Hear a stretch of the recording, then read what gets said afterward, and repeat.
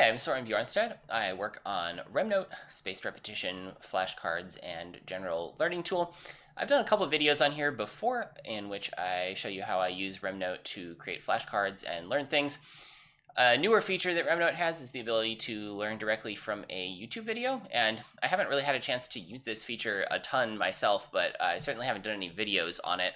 And so I am doing some learning about the internal architecture of LLMs, and I thought that this might be a good opportunity to try that.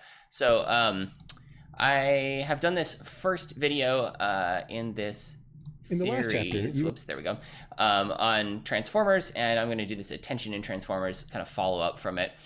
I had to start over this video because I didn't have the audio capture set up correctly, and I'm also slightly worried that YouTube might decide there's copyright infringement because there's a YouTube video playing within it. So we'll just see if I have to end up like blacking out the YouTube video or something. I guess we'll deal with that when it happens. But for now, I'm just going to try to run through and learn this using the Interactive Tutor and the following flashcard features, and we'll talk about what I'm doing as that makes sense. Hopefully the audio works correctly this time. I'm pretty sure it will. So we're going to get started and we'll answer the Interactive Tutor questions as we come to them. In the last chapter, you and I started to step through the internal workings of a transformer. This is one of the key pieces of technology inside large language models and a lot of other tools in the modern wave of AI. It first hit the scene in a now famous 2017 paper called Attention is All You Need. And in this chapter, you and I will dig into what this attention mechanism is, visualizing how it processes data. As a quick recap, here's the important context I want you to have in mind. The goal of the model that you and I are studying is to take in a piece of text and predict what word comes next. The input text is broken up into little pieces that we call tokens, and these are very often words or pieces of words. But just to make the examples in this video easier for you and me to think about, let's simplify by pretending that tokens are always just words. The first step in a transformer is to associate each token with a high-dimensional vector, what we call its embedding. Now, the most important idea I want you to have in mind is how directions in this high-dimensional space of all possible embeddings can correspond with semantic meaning. In the last chapter, we saw an example for how direction can correspond to gender, in the sense that adding a certain step in this space really cool. I had never take you from fully the embedding understood of this a before masculine noun to the embedding of the corresponding feminine noun. That's okay. So Interactive Tutor is just going to pause and ask me to fill out some, answer some questions to make sure I'm actually paying attention to the video. So this is an extremely broad and strange question. I do not care about the answer to number 2, but so the goal is to, I guess, predict the next token, I think is what it's looking for. All of the input to I don't care. 3, use an embedding matrix to produce vectors that encode semantics from the tokens. The input tokens. An embedding is the result of the converting tokens into semantic vectors. And these are some semantic, I'm using the word semantic a lot here, dimension like, I don't know, gender or number or nationality, maybe, something like that. So let that grade. It says breaking the text into tokens. Okay, I guess that's true that that's a step before producing vectors. I'm just gonna click reveal because I don't want to memorize this and don't care. Oh yeah, okay, attention is all you need. I remember that they mentioned that. Okay. just one example. You could imagine how many other directions in this high-dimensional space could correspond to numerous other aspects of a word's meaning. The aim of a transformer is to progressively adjust these embeddings so that they don't merely encode an individual word, but instead they bake in some much richer contextual meaning. I should say up front that a lot of people find the attention mechanism, this key piece in a transformer, very confusing, so don't worry if it takes some time for things to sink in. I think that before we dive into the computational details and all the matrix multiplications, it's worth thinking about a couple examples for the kind of behavior that we want attention to enable. Consider the phrases American shrew mole, 1 mole of carbon dioxide, and take a biopsy of the mole. You and I know that the word mole has different meanings in each one of these, based on the context. But after the first step of a transformer, the one that breaks up the text and associates each token with a vector, the vector that's associated with mole would be the same in all 3 of these cases, because this initial token embedding is effectively a lookup table with no reference to the context. It's only in the next step of the transformer that the surrounding embeddings have the chance to pass information into this one. What's the primary purpose regarding embeddings? To incorporate context. It's a badly phrased question, but that's all right. Okay. Does attention contribute to understanding context? All of the surrounding tokens to affect the current token's meaning, allowing differentiation of tokens that mean something different in different contexts.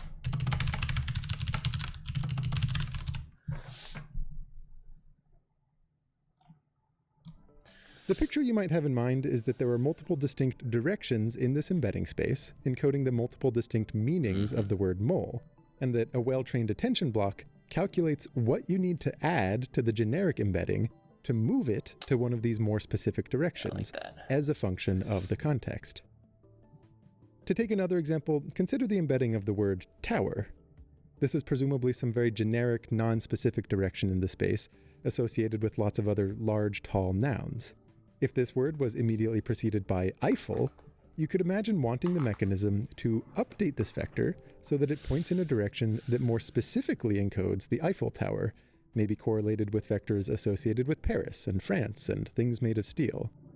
If it was also preceded by the word miniature, then the vector should be updated even further so that it no longer correlates with large, tall things.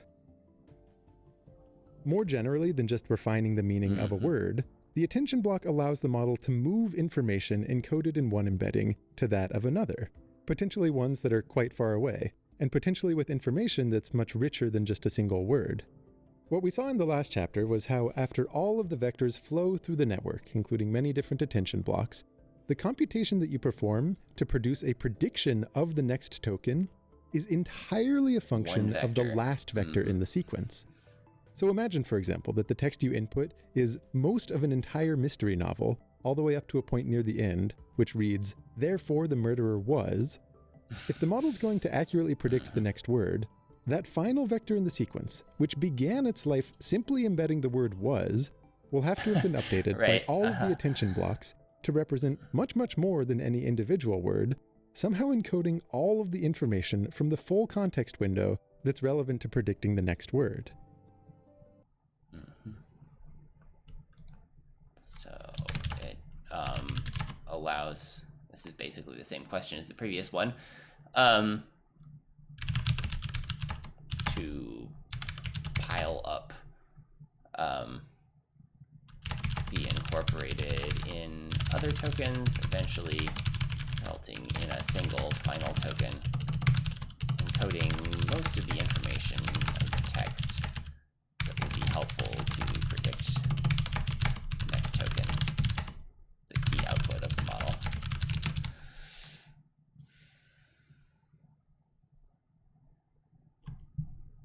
To step through the computations, though, let's take a much simpler example.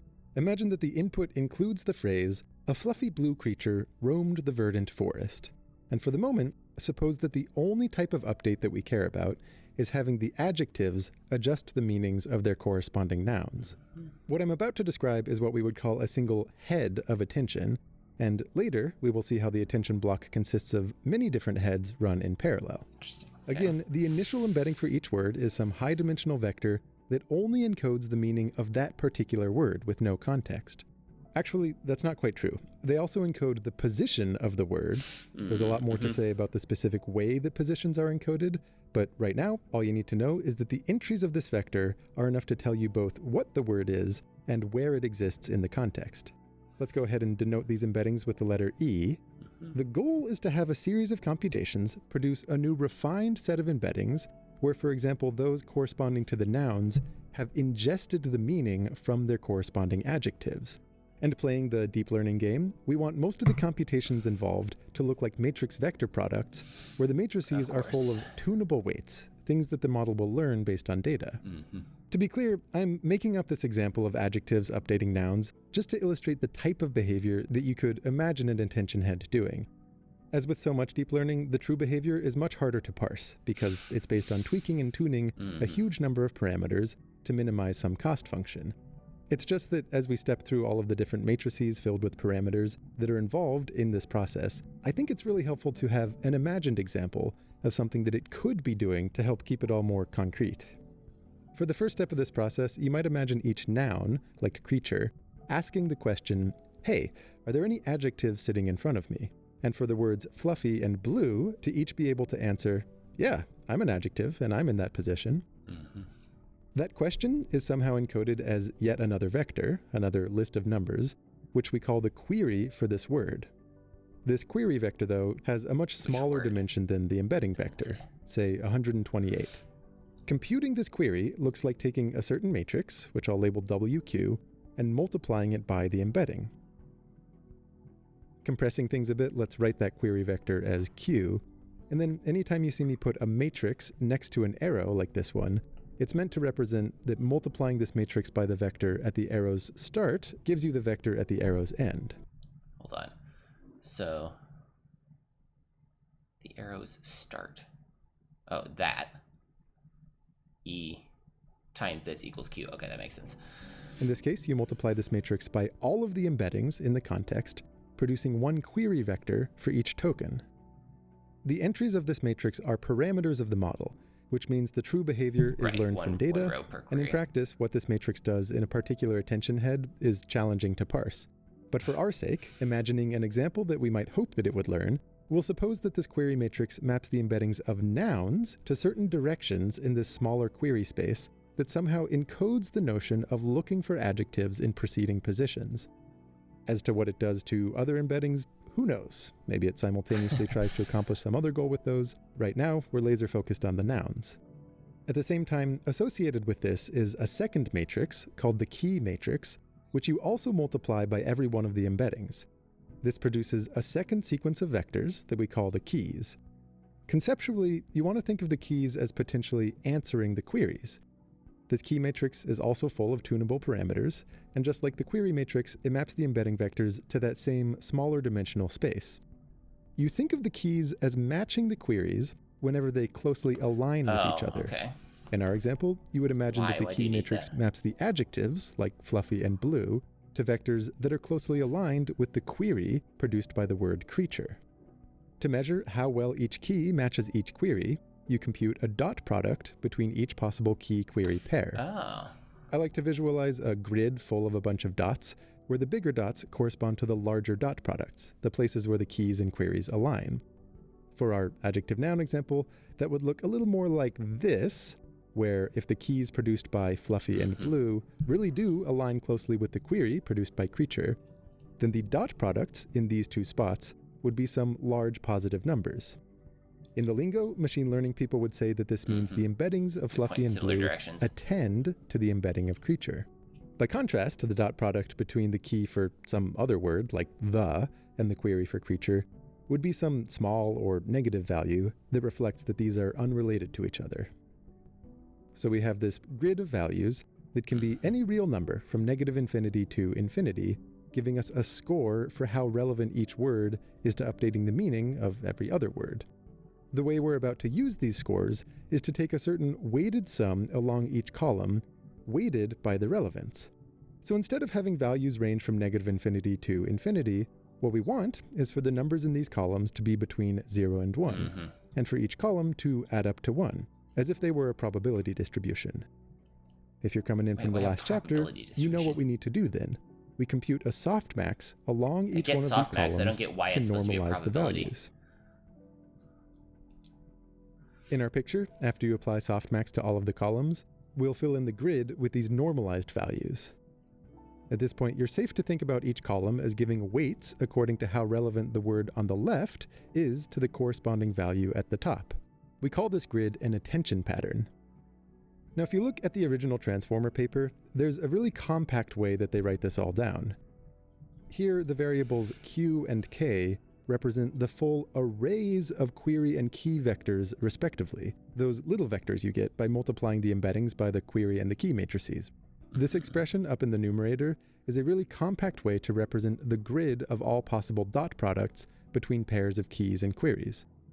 A small technical detail that I didn't mention is that for numerical stability, it happens to be helpful to divide all of these values by the square root of the dimension in that key query space. Then this softmax that's wrapped around the full expression is meant to be understood to apply column by column.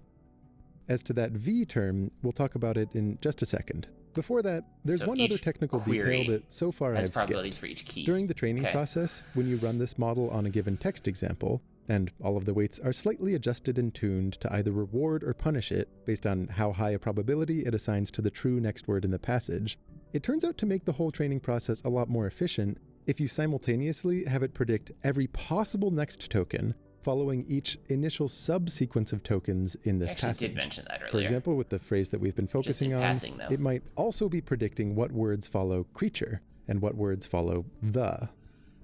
This is really nice because it means what would otherwise be a single training example effectively acts as many. For the purposes of our attention pattern, it means that you never want to allow later words to influence earlier words, since otherwise they could kind of give away the answer for what comes next. What this means is that we want all of these spots here, the ones representing later tokens influencing earlier ones, to somehow be forced to be 0. The simplest thing you might think to do is to set them equal to 0, but if you did that, the columns wouldn't add up to 1 anymore. They wouldn't be normalized. So instead, a common way to do this is that before applying softmax, you set all of those entries to be negative infinity. If you do that, then after applying softmax, all of those get turned into 0, but the columns stay normalized. Okay, interesting. That was a lot. I wish this stopped a little bit earlier. What is the purpose of masking in attention? I actually do not remember them talking about masking. I'm gonna ask it to tell me what the answer is. Oh, that's the thing that we're just talking about. I just didn't catch the name of that. Prevents later tokens from influencing earlier ones. And that was the only question it asked me. I wish it asked more. Right, so the interesting thing here, which I think I just happened to spot in the comments of the video, is like, if the later words are what if you have words of context that influence a noun earlier in the sentence? I mean, like, you have a language where the adjectives are after the noun. Like, that means the meaning is essentially gonna have to pile up on the adjective instead of the noun, but I guess there's nothing wrong with that. So, yeah, just what I was thinking about there. The process is called masking. There are versions of attention where you don't apply it. Because it didn't actually quite say it before it stopped. Even though this is more relevant during the training phase than it would be, say, running it as a chatbot or something like that. Sorry, I missed that beginning of that. All of those get turned into 0, but the columns stay normalized. This process is called masking. There are versions of attention where you don't apply it, but in our GPT example, even though this is more relevant during the training phase than it would be, say, running it as a chatbot or something like that, you do always apply this masking to prevent later tokens from influencing earlier ones. Another fact that's worth reflecting on about this attention pattern is how its size is equal to the square of the context size. So this is why context size can be a really huge bottleneck for large language models, and scaling it up is non-trivial. As you might imagine, motivated by a desire for bigger and bigger context windows, recent years have seen some variations to the attention mechanism aimed at making context more scalable, but right here, you and I are staying focused on the basics. Okay, great. Computing this pattern lets the model deduce which words are relevant to which other words. Now, you need to actually update the embeddings, allowing words to pass information to whichever other words they're relevant to. For example, you want the embedding of fluffy to somehow cause a change to creature that moves it to a different part of this 12,000 dimensional embedding space that more specifically encodes a fluffy creature. What I'm going to do here is first show you the most straightforward way that you could do this, though there's a slight way that this gets modified in the context of multi-headed attention. This most straightforward way would be to use a third matrix, what we call the value matrix, which you multiply by the embedding of Query that first key word, value. for example, Okay. fluffy. The result of this is what you would call a value vector, and this is something that you add to the embedding of the second word. In this case, Wait. something you add, which you I missed multiply which by the this embedding is. of that first word, for example, This fluffy. is just the embedded token. The result of this is what you would call a value vector, and this is something that you add to the embedding of the second word. In this case, something you add to the embedding of creature. Sure. So this value vector lives in the same very high dimensional space as the embeddings. When you multiply this value matrix by the embedding of a word, you might think of it as saying, if this word is relevant to adjusting the meaning of something else, what exactly should be added to the embedding of that something else in order to reflect this?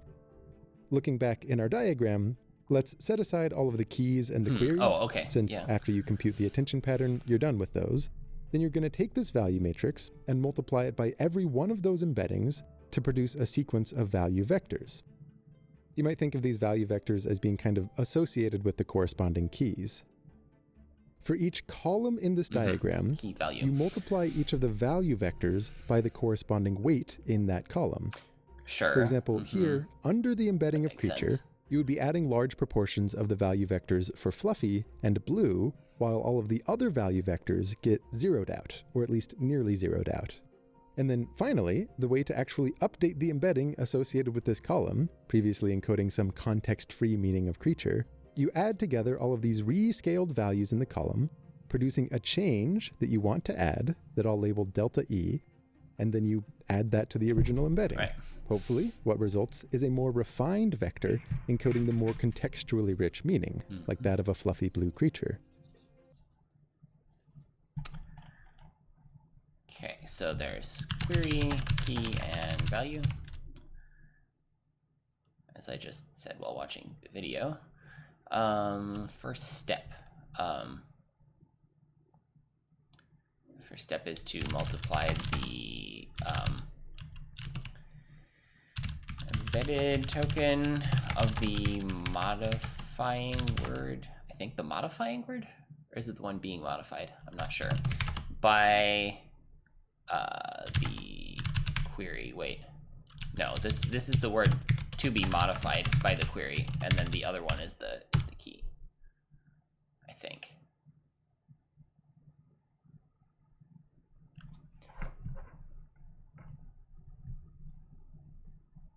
Oh, right, because it's happening at the same time. Okay. Then we... Yeah, okay, I was just thinking about it as like an individual thing, but that's thinking of it as obviously as a vectorized operation on the entire thing makes much more sense. How are the dot products normalized? By applying softmax to each column, aka each token being modified. Or attended to, I guess is the word that we could use, if I understood that correctly. Result is a new series of embedded tokens that there's actually a technical term for that, which was introduced in the last video, or actually I think I asked an LLM about it. It wasn't in the video, but I can't remember what it is anymore, so I'll call it that. That's the closest thing I know. New series of embedded tokens that have the meaning of related tokens added to them, or let's say attending tokens. Try that.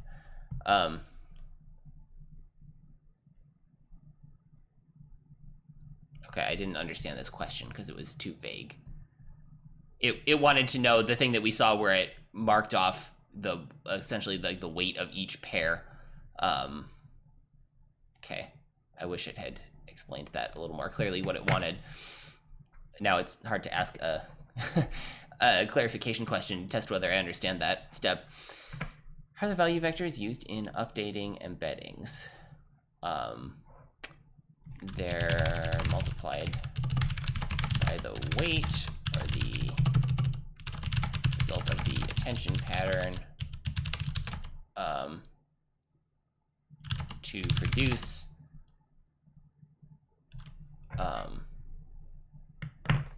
the vector, which is then added to the original embedding.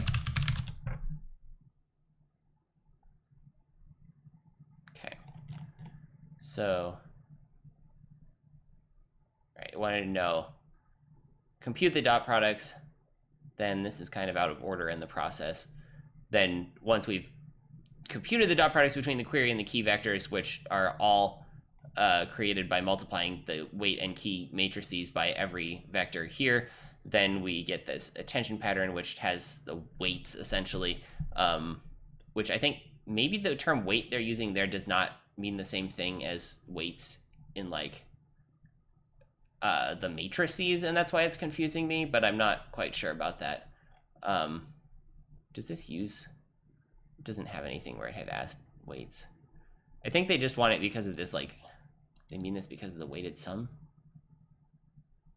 I'm tempted to like try to phrase a question to the LLM to understand this, but I'm kind of not sure what to ask, so I might go on a little bit and then come back to it if it's still not making sense. And then I might even just watch this section a second time, because I feel like every piece made sense, but just like fitting all the pieces together is a little hard on the first run. Right, and so then we have the ways we multiply them by the value vectors, and we add it to that. So this, yeah, it's all pretty straightforward, just there's a lot of moving parts. And of course, you don't just do this to one embedding, you apply the same weighted sum across all of the columns in this picture, producing a sequence of changes. Adding all of those changes to the corresponding embeddings produces a full sequence of more refined embeddings popping out of the attention block. Zooming out, this whole process is what you would describe as a single head of attention. As I've described things so far, this process is parameterized by 3 distinct matrices, all filled with tunable parameters: the key, the query, and the value.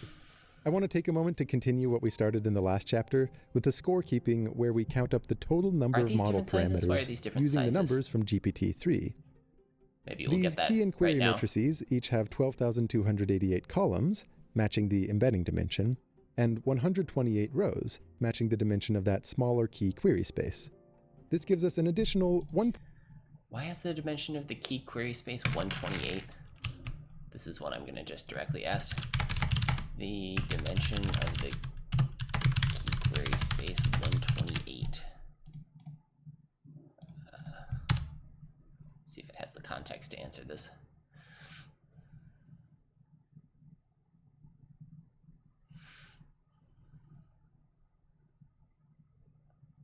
It's just a choice. Okay. Like, what does that number represent?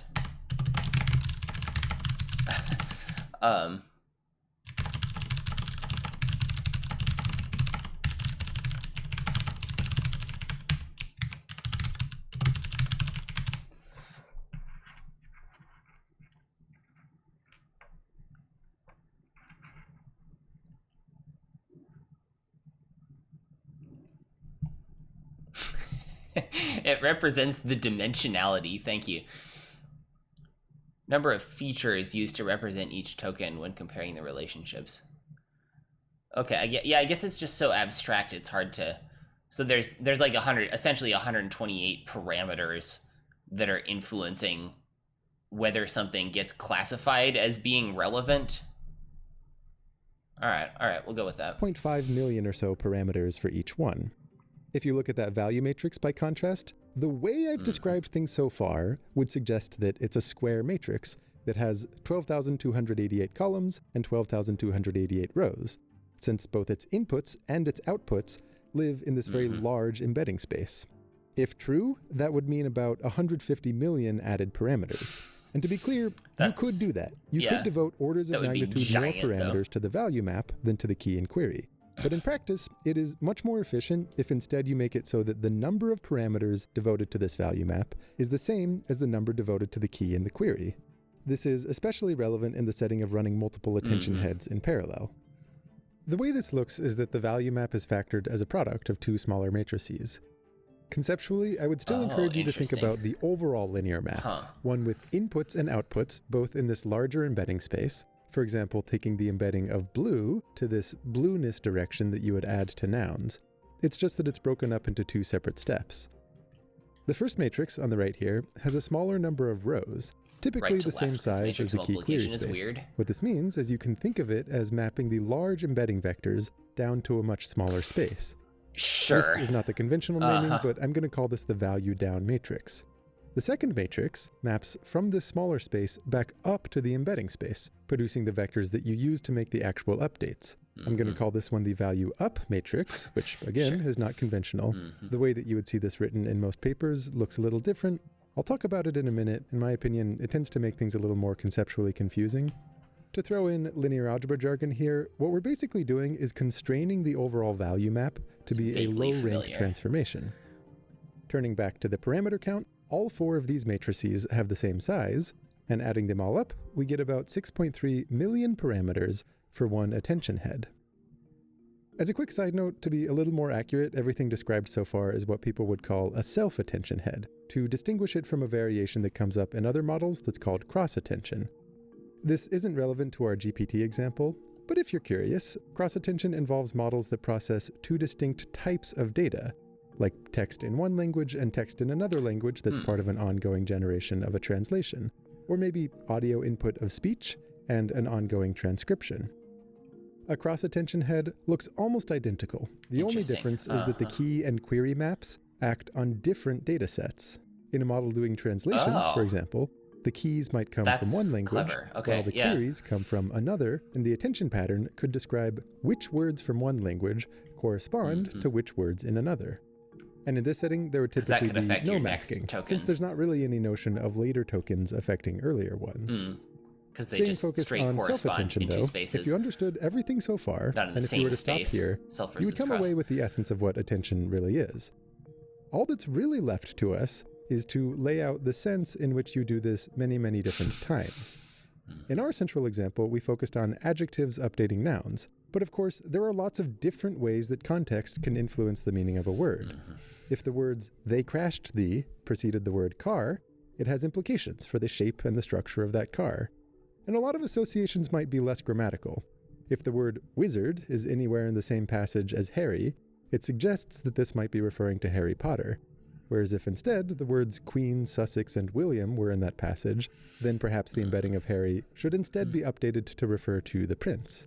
For every different type of contextual updating that you might imagine, the parameters of these key and query matrices would be different to capture the different attention patterns, and the parameters of our value map would be different based on what should be added to the embeddings.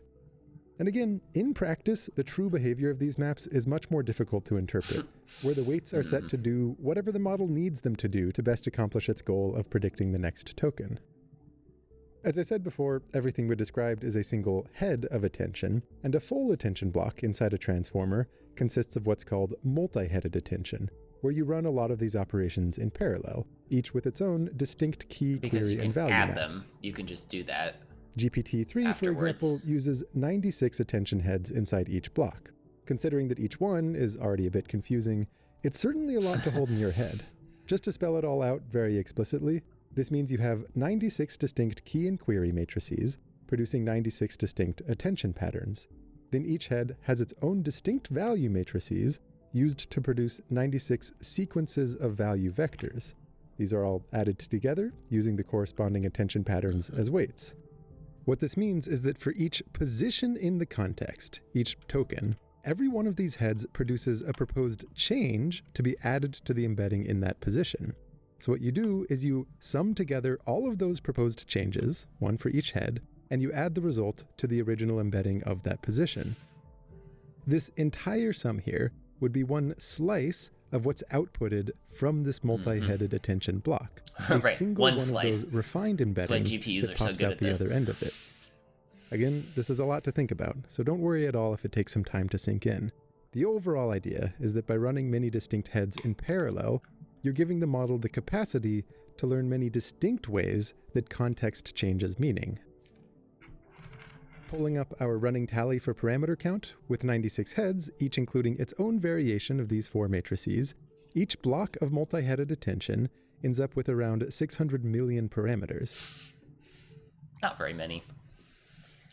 That's what the question is here. How many parameters does it have? About 600 million.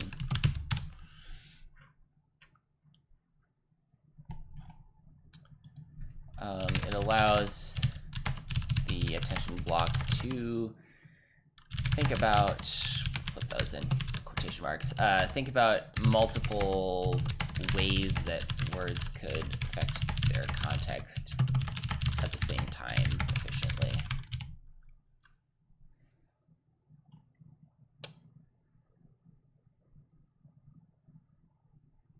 There we go. There's one added, slightly annoying thing that I should really mention for any of you who go on to read more about transformers. You remember how I said that the value map is factored out into these two distinct matrices, which I labeled as the value down and the value up use matrices. Dumb terminology, apparently. The way that I framed things would suggest that you see this pair of matrices inside each attention head. And you could absolutely implement it this way. That would be a valid design. But the way that you see this written in papers and the way that it's implemented in practice looks a little different. All of these value up matrices for each head appear stapled together in one giant matrix that we call the output matrix, associated with the entire multi-headed attention block. And when you see people refer to the value matrix for a given attention head, they're typically only referring to this first step, the one that I was labeling as the value down projection into the smaller space. For the curious among you, I've left an on-screen note about it. It's one of those details that runs the risk of distracting from the main conceptual points, but I do want to call it out just so that you know if you read about this in other sources. Come back to Setting that. aside all the technical nuances, in the preview from the last chapter, we saw how data flowing through a transformer doesn't just flow through a single attention block. For one thing, it also goes through these other operations called multi-layer perceptrons. We'll talk more about those in the next chapter. And then it repeatedly goes through many, many copies of both of these operations. What this means is that after a given word imbibes some of its context, there are many more chances for this more nuanced embedding to be influenced by its more nuanced surroundings. Sure. The further down the network you go, with each embedding taking in more and more meaning from all the other embeddings, which themselves are getting more and more nuanced, the hope is that there's the capacity to encode higher level and more abstract ideas about a given input beyond just descriptors and grammatical structure.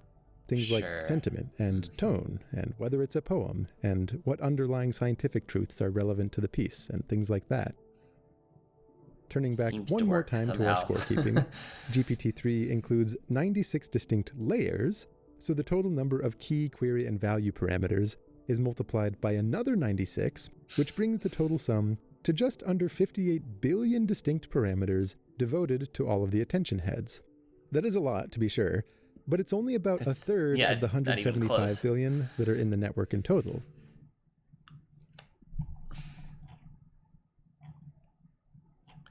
Basic structure of a transformer. Multiple, let's see, attention layers followed by perceptron. What is it called?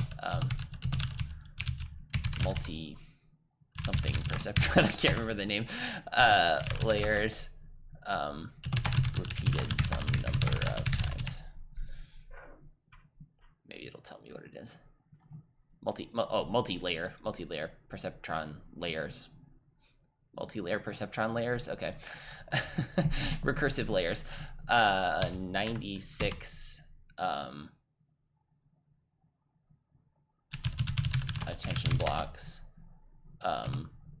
each containing 96 heads plus 96. I'll abbreviate that, MLP layers.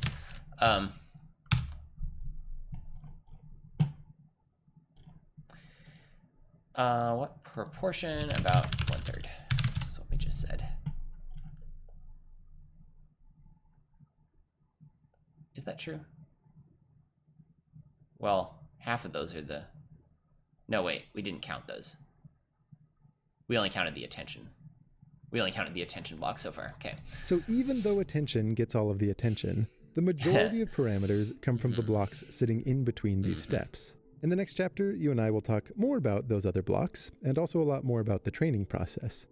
A big part of the story for the success of the attention mechanism is not so much any specific kind of behavior that it enables, but the fact that it's extremely parallelizable, meaning that you can run a huge number of computations in a short time using GPUs. Given that one of the big lessons about deep learning in the last decade or two has been that scale alone seems to give huge qualitative improvements in model performance, There's a huge advantage to parallelizable architectures that let you do this. It's parallelizability, if that's a word.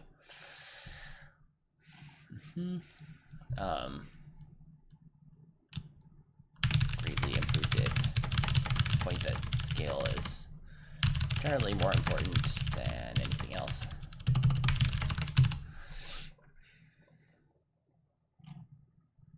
All right, that is the end of the actual content. You want to learn more about this? I do want to just watch this bit again a little quicker, just so that I can follow all of the steps. Nouns. What I'm about to describe is what we would call a single head of attention, and later we will see how the attention block consists of many different heads run in parallel. Again, the initial embedding for each word is some high-dimensional vector that only encodes the meaning of that particular word with no context. Actually, that's not quite true. They also encode the position of the word. There's a lot more to say about the specific way the positions are encoded, but right now, all you need to know is that the entries of this vector are enough to tell you both what the word is and where it exists in the context. Let's go ahead and denote these embeddings with the letter E. The goal is to have a series of computations produce a new refined set of embeddings where, for example, those corresponding to the nouns have ingested the meaning from their corresponding adjectives. And playing the deep learning game, we want most of the computations involved to look like matrix vector products, where the matrices are full of tunable weights, things that the model will learn based on data. To be clear, I'm making up this example of adjectives updating nouns just to illustrate the type of behavior that you could imagine an attention head doing. As with so much deep learning, the true behavior is much harder to parse because it's based on tweaking and tuning a huge number of parameters to minimize some cost function. It's just that as we step through all of the different matrices filled with parameters that are involved in this process, I think it's really helpful to have an imagined example of something that it could be doing to help keep it all more concrete. For the first step of this process, you might imagine each noun, like a creature, asking the question, hey, are there any adjectives sitting in front of me? And for the words fluffy and blue to each be able to answer, yeah, I'm an adjective and I'm in that position. So that's the query on that. That question is somehow encoded as yet another vector, another list of numbers, which we call the query for this word. This query vector, though, has a much smaller dimension than the embedding vector, say 128. Computing this query looks like taking a certain matrix, which I'll label WQ, and multiplying it by the embedding. Compressing things a bit, let's write that query vector as Q. And then anytime you see me put a matrix next to an arrow like this one, it's meant to represent that multiplying this matrix by the vector at the arrow's start gives you the vector at the arrow's end. In this case, you multiply this matrix by all of the embeddings in the context, producing one query vector for each token. Through the matrix. The entries of this matrix are parameters of the model, which means the true behavior is learned from data, and in practice, what this matrix does in a particular attention head is challenging to parse. But for our sake, imagining an example that we might hope that it would learn, we'll suppose that this query matrix maps the embeddings of nouns to certain directions in this smaller query space that somehow encodes the notion of looking for adjectives in preceding positions. As to what it does to other embeddings, who knows? Maybe it simultaneously tries to accomplish some other goal with those. Right now, we're laser focused on the nouns. At the same time, associated with this is a second matrix called the key matrix, which you also multiply by every one of the embeddings. This produces a second sequence of vectors that we call the keys. Conceptually, you want to think of the keys as potentially answering the queries. This key matrix is also full of tunable parameters, and just like the query matrix, it maps the embedding vectors to that same smaller dimensional space. You think of the keys as matching the queries whenever they closely align with each other. In our example, you would imagine that the key matrix maps the adjectives, like fluffy and blue, to vectors that are closely aligned with the query produced by the word creature. To measure how well each key matches each query, you compute a dot product between each possible key-query pair. I like to visualize a grid full of a bunch of dots, where the bigger dots correspond to the larger dot products, the places where the keys and queries align. For our adjective-noun example, that would look a little more like this, where if the keys produced by fluffy and blue really do align closely with the query. I guess maybe the keys could be thought of as like building an index on the other words that then you're matching with the query. It's kind of hard to think about because they're both part of the search process, the difference. I feel like produced by creature, if that's reasonably accurate, I feel like that's helpful. Spots would be some large positive numbers. In the lingo, machine learning people would say that this means the embeddings of fluffy and blue attend to the embedding of creature. By contrast, the dot product between the key for some other word, like the, and the query for creature, would be some small or negative value that reflects that these are unrelated to each other. So we have this grid of values that can be any real number from -infinity to infinity, giving us a score for how relevant each word is to updating the meaning of every other word. The way we're about to use these scores is to take a certain weighted sum along each column, weighted by the relevance. So instead of having values range from -infinity to infinity, what we want is for the numbers in these columns to be between 0 and 1, and for each column to add up to 1, as if they were a probability distribution. If you're coming in from the last chapter, you know what we need to do then. We can keep a softmax along each There's no like columns logical reason why you'd have to do that, it just works in practice. In our picture, after you apply softmax to all of the columns, we'll fill in the grid with these normalized values. At this point, you're safe to think about each column as giving weights according to how relevant the word on the left is to the corresponding value at the top. We call this grid an attention pattern. Now, if you look, I guess it does make sense to think of it as being like one is completely relevant. I don't know what that would mean though, versus 0 is like not at all relevant. They have no relationship. In practice, true 0 probably doesn't exist. unless it's like, I don't know, two utterly different randomly selected things tossed in after each other. There's a really compact way that they write this all down. Here, the variables q and k that is represent the full arrays of query and key vectors, respectively. Those little vectors you get by multiplying the embeddings by the query and the key matrices. This expression up in the numerator is a really compact way to represent the grid of all possible dot products between pairs of keys and queries. A small technical detail that I didn't mention is that for numerical stability, it happens to be helpful to divide all of these values by the square root of the dimension in that key query space. Then this softmax that's wrapped around the full expression is meant to be understood to apply column by column. Is numerical As to that stability v term, we'll talk about it in just a second. Before that, there's one other technical detail that so far I've skipped. We might ask about that one. It's helpful to divide by square root of d sub k for numerical stability. Please explain what this means. Not even sure where to start asking a question about it.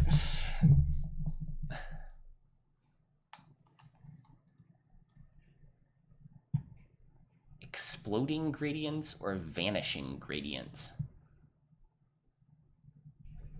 Dividing by the square root of d sub k keeps the values within a reasonable range. But weren't we already making them, like we're putting it, oh, I guess this like slightly compresses the distribution, sort of like applying a temperature to the unembedding, like before passing it through softmax.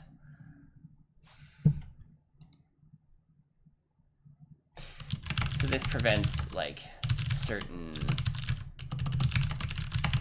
being weighted very highly.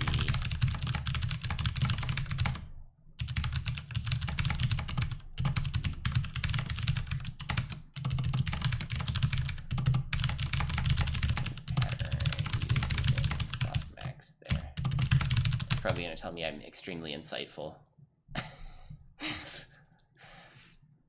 Okay, that's better. That's not super sycophantic.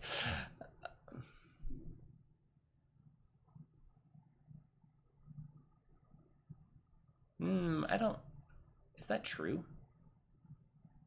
Actually, I'm not convinced that's true. The division happens before the sum. I guess it's sort of in between.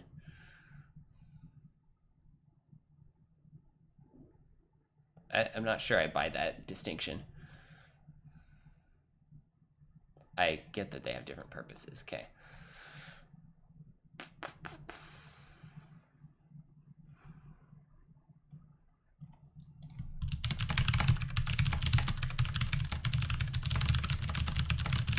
I wish it would actually write a little more here. I think I might be able to switch to standard AI tutor to get more. Oh, interesting. Because like, yeah, I was thinking maybe it was a floating point thing, like it can get beyond the computable range. Oh, it can also, sure, it can cause the pendulum to like overshoot when you're essentially doing, I guess this is just literally gradient descent in like a much more complicated form. So like if you take a step that's too large, it's much harder to converge on the correct value. Oh yeah, slow convergence. Even if it doesn't become unstable. Okay, all right, so yeah, this is like, I really like the physical metaphor for the gradient descent, so it's like, yeah, you're pushing too hard and you're like vacillating wildly around. Oh, gradients accumulate exponentially as they flow backwards during training. That makes sense. Why does that happen? Gradients accumulate exponentially.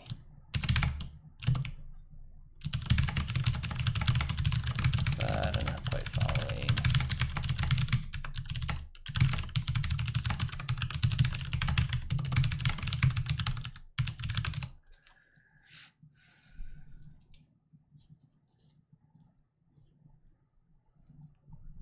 Each layer's output is the input to the next layer.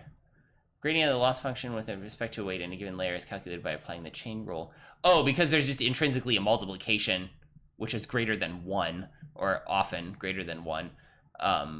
Okay, that makes sense. And if it's too small, then they can disappear. Okay. That actually makes a lot of sense now. Cool.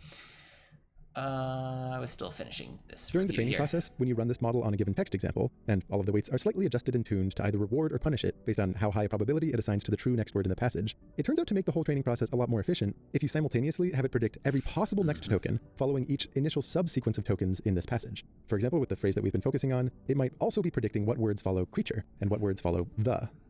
This is really nice because it means what would otherwise be a single training example effectively acts as many. For the purposes of our attention pattern, it means that you never want to allow later words to influence earlier words, since otherwise they could kind of give away the answer for what comes next. What this means is that we want all of these spots here, the ones representing later tokens influencing earlier ones, to somehow be forced to be 0. The simplest thing you might think to do is to set them equal to 0, but if you did that, the columns wouldn't add up to 1 anymore. They wouldn't be normalized. So instead, a common way to do this is that before applying softmax, you set all of those entries to be negative infinity. If you do that, then after applying softmax, all of those get turned into 0, but the columns stay normalized. This process is called masking. There are versions of attention where you don't apply it, but in our GPT example, even though this is more relevant during the training phase than it would be, say, running it as a chatbot or something like that, you do always apply this masking to prevent later tokens from influencing earlier ones. Another fact that's worth reflecting on about this attention pattern is how its size is equal to the square of the context size. So this is why context size can be a really huge bottleneck for large language models, and scaling it up is non-trivial. As you might imagine, motivated by a desire for bigger and bigger context windows, recent years have seen some variations to the attention mechanism aimed at making context more scalable. This must be really important now because since focused on the basics. GPT-3, the context window has gotten Okay, so great. much Including bigger. this pattern lets the model deduce which words are relevant to which other words. Now, you need to actually update the embeddings, allowing words to pass information to whichever other words they're relevant to. For example, you want the embedding of fluffy to somehow cause a change to creature that moves it to a different part of this 12,000 dimensional embedding space that more specifically encodes a fluffy creature. What I'm going to do here is first show you the most straightforward way that you could do this, though there's a slight way that this gets modified in the context of multi-headed attention. This most straightforward way would be to use a third matrix, what we call a value matrix, addition, which you multiply by the embedding of that first word, for example, fluffy. The result of this is what you would call a value vector, and this is something that you add to the embedding of the second word. Parallelizing In this it, case, but waiting something you add to the the embedding of creature. addition. So this value vector lives in the same very high-dimensional space as the embeddings. When you multiply this value matrix by the embedding of a word, you might think of it as saying, if this word is relevant to adjusting the meaning of something else, what exactly should be added to the embedding of that something else in order to reflect this? Looking back in our diagram, let's set aside all of the keys and the queries. That's since the after you compute semantic pattern, representation of the thing thing that the query and multiply it by represents. every one of those embeddings to produce a sequence of value vectors. You might think of these value vectors as being kind of associated with the corresponding keys. For each column in this diagram, you multiply each of the value vectors by the corresponding weight in that column. For example, here, under the embedding of creature, you would be adding large proportions of the value vectors for fluffy and blue, while all of the other value vectors get zeroed out, or at least nearly zeroed out. And then finally, the way to actually update the embedding associated with this column, previously encoding some context-free meaning of creature, you add together all of these rescaled values in the column, producing a change that you want to add that I'll label delta E, and then you add that to the original embedding. Hopefully, what results is a more refined vector encoding the more contextually rich meaning, like that of a fluffy blue creature. Cool. Okay. All right. That makes sense now. So we're going to generate some flashcards. Trying to think. I don't think we need anything from attention because that's basically just a... Both of these things are like we basically already went over in the previous video.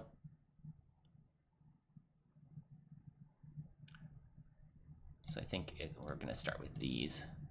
We'll do important ideas and then we'll edit them, which is that can be 1 to 4 hours lifetime. That's reasonable. And we'll do Claude Sonnet here. Okay. Good.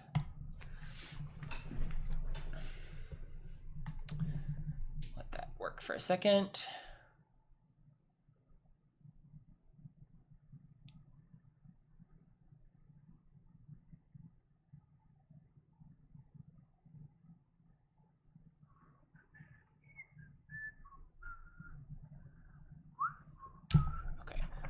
I wish it was putting that there and using the concept card type, but it's choosing to write definition there, which I've tried to train out of it, but apparently I failed in this particular case.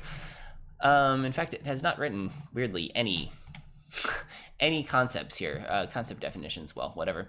Not gonna go debug that right now. So attention head, we can edit that ourselves. So I'm just going to go through here and see, are these things actually I want to learn? And then, you know, what I did with the last one that worked well was just go through and say, okay, use this as a, list of things that I might want to learn. And then some of the flashcards I will want to edit because I don't necessarily like the way the model's phrasing it. Some of them are good, some of them often aren't. So Multiple heads run in parallel. Okay, yeah, we'll have to rewrite that because I don't know what that question means, but that's fine. That doesn't really seem useful. We already know what that is. That's been repeated ad infinitum, which is good because it's an important concept, but I don't need more flashcards on it. We already know what these are. That's maybe not already incorporated and would be good to have.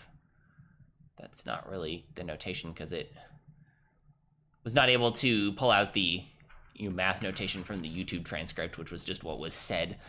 We can fix that. Sure. Attention pattern. Yeah, that's good. That's good. We'll want to expand on that since I asked all of those LLM questions.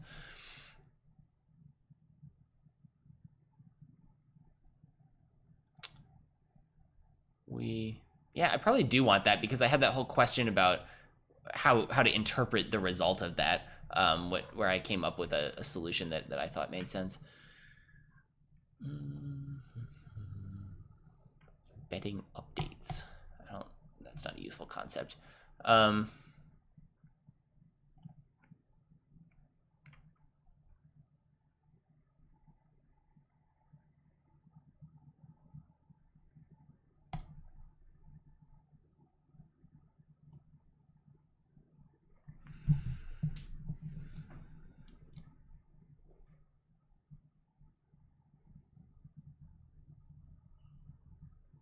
Here's a good summary of some of those things. Do want to think about that for sure. Self-attention versus cross-attention, good. Multi-headed, transformer architecture.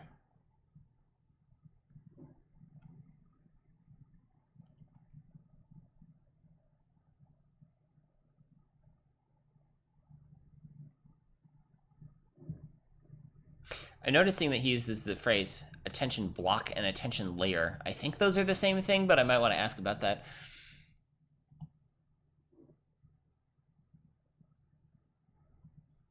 Cool, okay, we may want to make some edits here.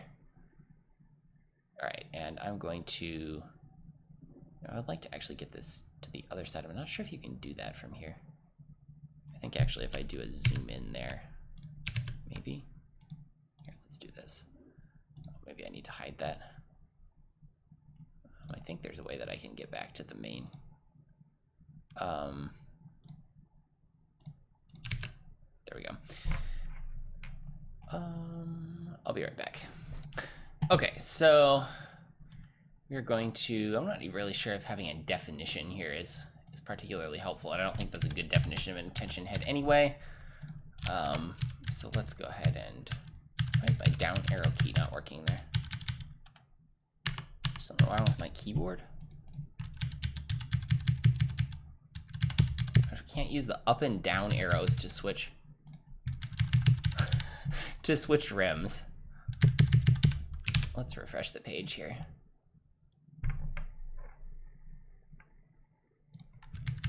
There we go, now it's working. Okay, weird. I wanted to just get rid of that one. So we also already know what that is. This isn't relevant here.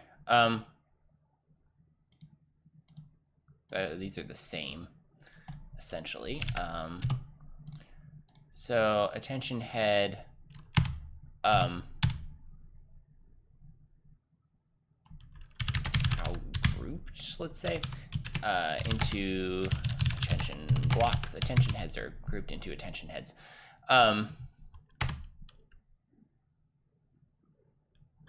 Blocks in most models, multi-headed attention. That's what they said in the video. Hold on, let's do. So one nice thing here is you can, whoops, I didn't want to actually open that. If you hover over this, you can see the source text, and you can jump to it in the video, which is what I did accidentally by clicking on it. Okay, word embeddings.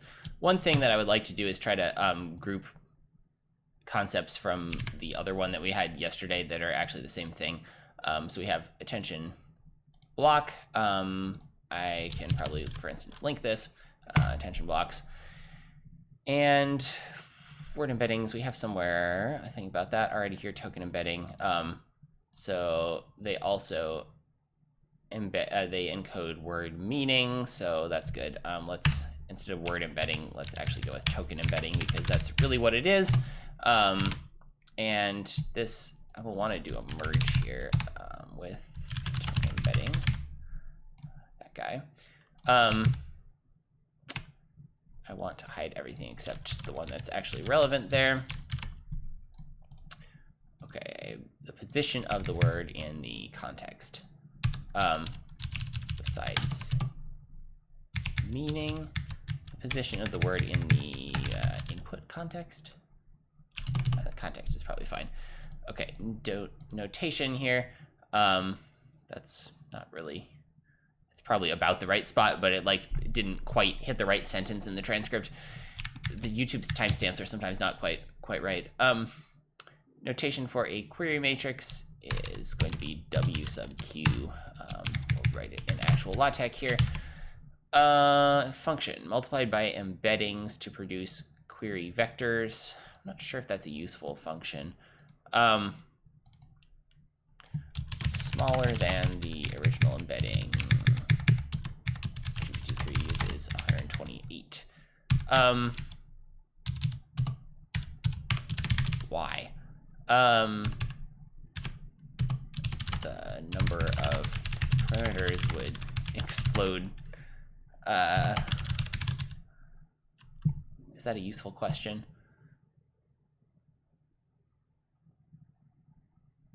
I think that's, I guess that's probably obvious that it's smaller, because otherwise it wouldn't work computationally. Okay, conceptual role maps embeddings to directions that encode specific queries, e.g. nouns looking for preceding adjectives, to directions that encode specific queries. I don't quite like this way of thinking about it. I'm going to say it represents a sort of semantic idea that, or represents a semantic idea or relationship that another token might have to the current token.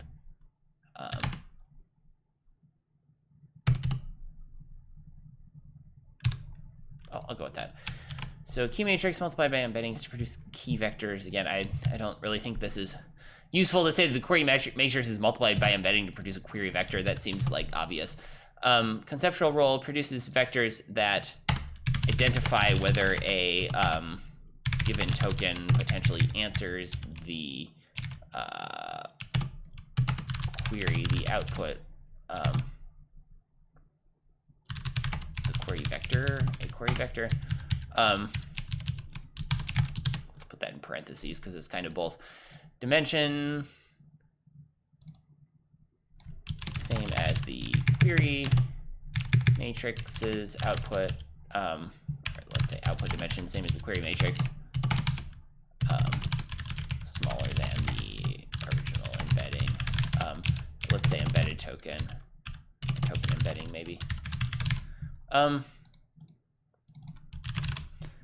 seems better than original to me. Attention pattern. Purpose. Provide a score for how relevant each word is to updating the meaning of every other word. Again, I'm going to say token instead of word.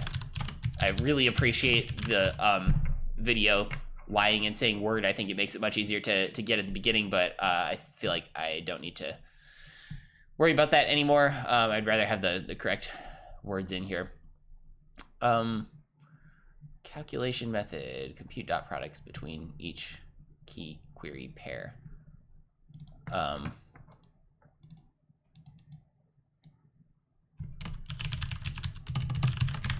computing dot product of each, I just prefer that phrasing. Visualization, a grid where larger dots correspond to larger dot products. I do feel like I'd like to incorporate this somehow. I'd kind of like to grab a screenshot of that maybe. Let's see if I can do that. Where was that? That's too far. Here.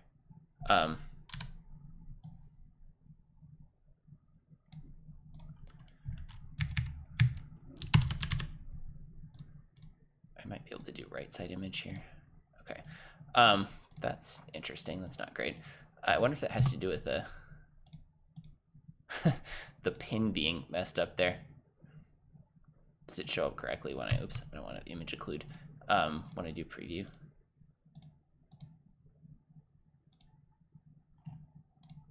Yeah, that looks fine. Okay, it's just the editor. That's not going to make it better. I'm going to file a bug for that. All right. Indicates the corresponding words attended to each other. Meaning of numbers. Higher numbers indicate that the corresponding words attend to each other more strongly. Attend to each other are more strongly, are relevant, more relevant to understanding each other. I think it's maybe a reasonable way to put that. Grid with query vectors on one axis and key vectors on another. Larger dots. Okay, I'm happy with that now. What operation is applied to normalize values?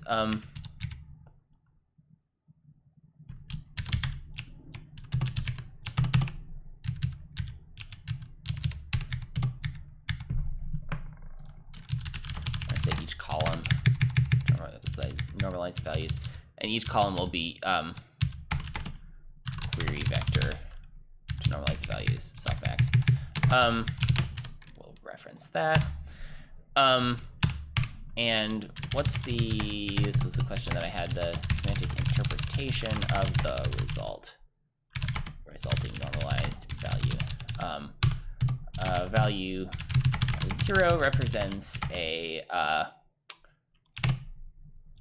represents two tokens having no relationship whatsoever, whereas a value of 1 represents them being totally related to one another. I guess that would mean that they're like, they mean the same thing. They add, does it mean they don't add anything more? I'm just gonna say totally related. That seems fine. I would really rather have this not written with a slash, but with a fraction. So I'm gonna go ahead and do that. That's easy enough to fix. There we go. And we'll even autocomplete that for me. Where, and I would prefer these to be in LaTeX as well. Q and K are arrays of query and key vectors. Why are values divided by the square root of the key dimension prior to applying softmax for numerical stability? That is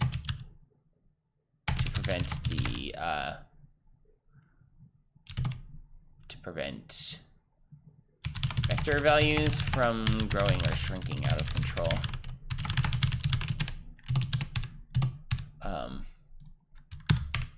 What were those words that it used in the, not sure if I'm gonna be able to find, get back to that chat here. It's not here. May have disappeared.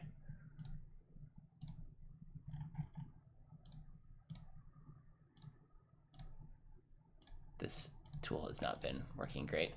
I think somebody actually fixed that this week, but it's not been merged yet. That's unfortunate. I should have screenshotted that. Oh, here it is. I don't know why the AI responses aren't here. It said something about, I don't know where that value went, exploding or some other gradient. It's probably in one of these answers that's not showing up.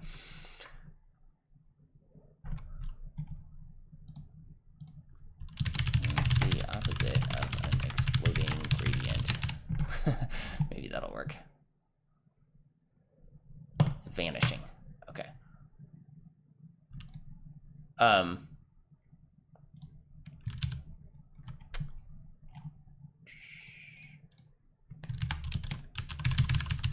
Exploding gradients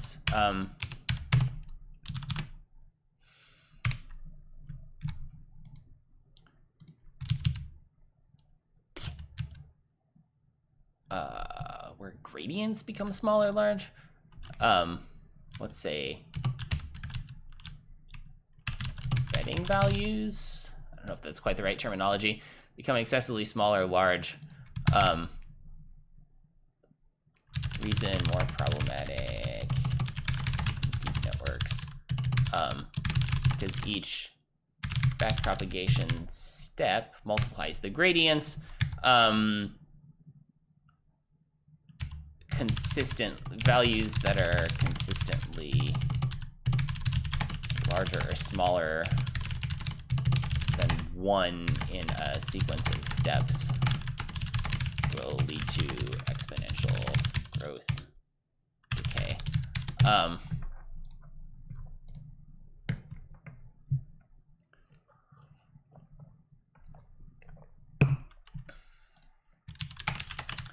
Deep networks have time for this process to go out of control.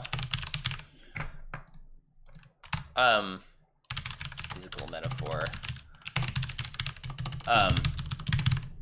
When doing one step in gradient descent, you don't want to go swing wildly beyond the destination.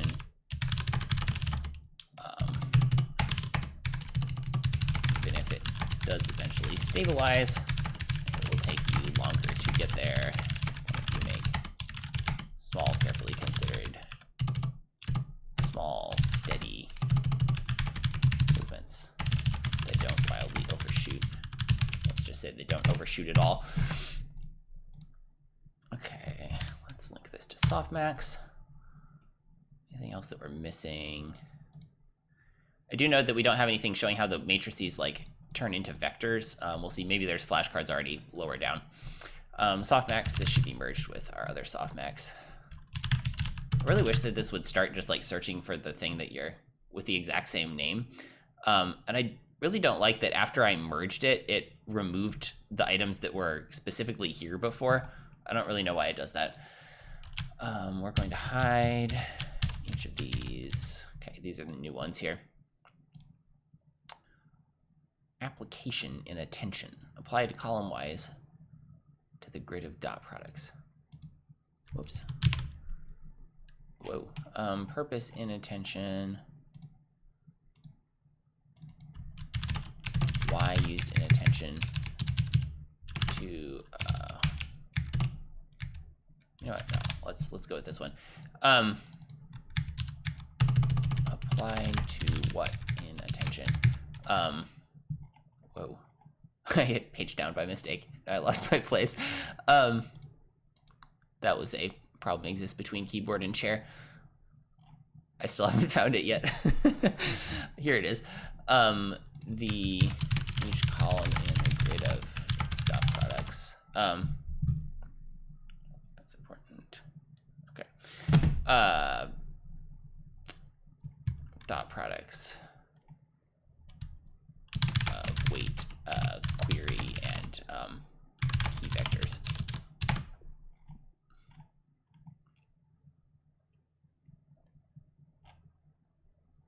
Maybe we'll say in the attention pattern. I think that's better. Make myself learn that phrase and how that works. Source pin makes sense. Yeah, okay, sure, that's fine. Apply to what? Each column in the attention pattern. And we already had a semantic interpretation. Higher numbers indicate, yeah, okay. Masking prevents later words. Attention.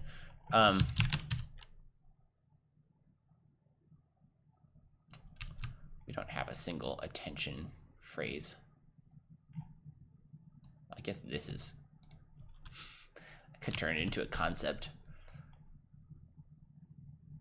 I don't know, I can create an attention concept if I need it, but I'm not sure it's necessary.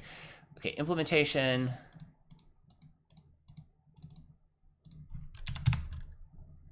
How applied. applied mathematically. I think this can be easier as a closed deletion by setting entries that represent later tokens influencing, by setting attention pattern cells that represent later tokens influencing earlier ones to negative infinity. I think that's lowercase. There we go. Prior to applying softmax.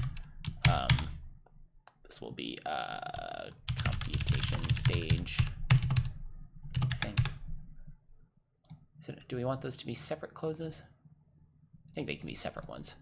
All right, now let's get our source pin up here.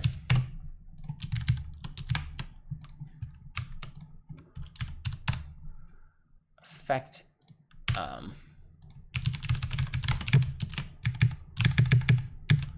the masked entries become 0. Why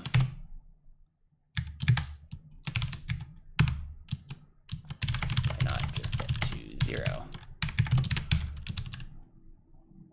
Then the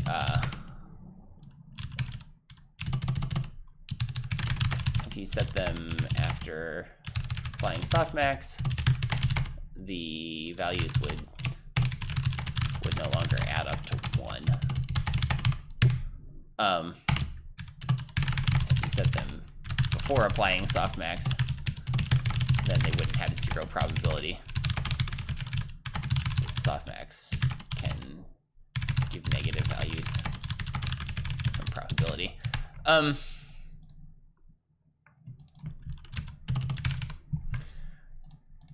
right, that makes sense. Context size, what is this indented under? Oh, the mechanics of a single attention head. I'm probably gonna get rid of these, whoops. I think I'm gonna get rid of these headings. Each column in the attention pattern. That's not what I'm deleting though. I'm really confused. This isn't referenced by each column in the attention pattern.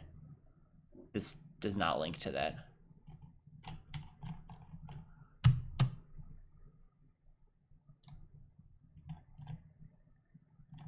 I think that's just a bug. It didn't change any of those references. That's really weird. Okay, we'll continue. Context size. The attention pattern size is equal to the square of the context size. I'm gonna move these to the attention pattern section where it makes more sense. So let's say in the naive attention pattern described here, how many values, how many cells are there in the pattern?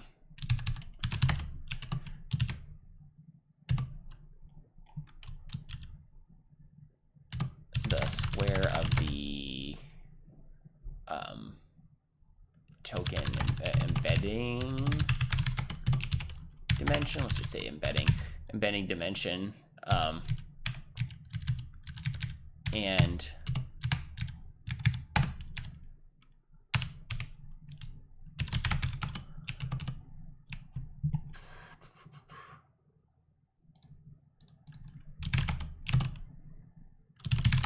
means practical models with large contexts have to use more complicated,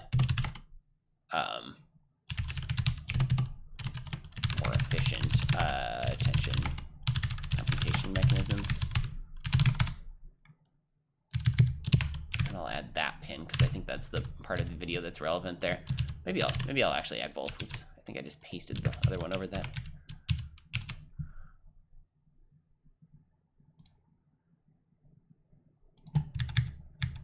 I'm not actually sure that first one, and let's just put this one up here. If I can put it in the right spot. Okay, that's that. This one I don't care about. Oh, that's actually the pin that I wanted on that one. Although these might be the same. This one's just wrong. Okay. Get rid of that. This time I'm gonna get rid of that before I do anything else. Value matrix. Again, I don't really want to have that separate. What does multiplying the value matrix by a word embedding represent? What should be added to the embedding of that something else? I really like that phrasing. That's just a quote from the video. Cool. Dimension. Same high dimensional space as word embeddings. I think we have this here. Wait, is that not the case? Why is the value vector? The value vector is a different size because it needs to be added directly to the embedding, the token embedding itself. Whereas the other ones can be smaller because they're just being used for querying and matching, and it's their dot product, which has been transformed to a scalar, which is designed to determine the weighting of the value vector. Okay, yep, that's making sense. So, same as the embeddings. And I'm gonna ask a question about this. How does this differ from the dimension of the query key vectors, and why is this possible? Will that make sense out of today's context? I'm not sure. I'm not sure it will. I'm sure this is fine. It's quite a bit larger. And why must it be the same as the embeddings? It has to be the same because it's directly added to the embedding to influence it, whereas query key vectors can be smaller if that provides acceptable performance, since they're converted to scalars whose, I'm turning this into an extra card detail because I don't want to try to make myself recall that. Query key vectors can be smaller if that provides acceptable performance, since they're converted to scalars for being used to impact the weighting of the value vector.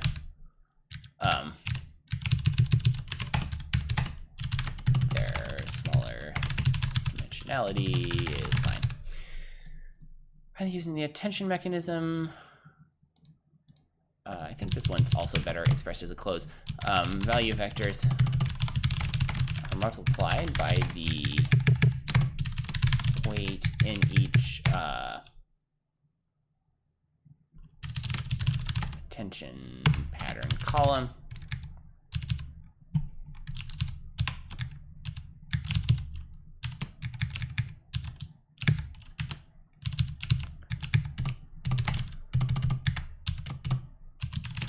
Then sum to update embeddings. I think that's good. Attention mechanism. That's basically the same. I guess it's not quite the same as the attention pattern, but what's added to the original embedding to update it? That's basically the same thing as this. What is the expected result? More refined vectors. Yeah, that's just that we already covered in the last video. Like, that's the whole point of this mechanism. That's not the definition of an attention head. I guess it sort of is. It's phrased in a way that feels extremely weird to me. Key components. Okay, yeah, so attention head. Okay, we have the same as the one up there. Let's merge this. And spell attention head. We will delete this portal because the only reason it's up there and down there is because they were in different sections and the model wrote them in parallel. Single process of applying weighted sums of value vectors to update embeddings across all columns. I don't really feel like this is useful. I'm gonna get rid of this one. Key components. Query matrix and vector. To compute a query vector. Key matrix. To compute a key vector to detect matches with the query, to express a question, a relationship some semantic relationship two tokens could have. Used to complete a key vector to detect matches with the query. Value matrix used to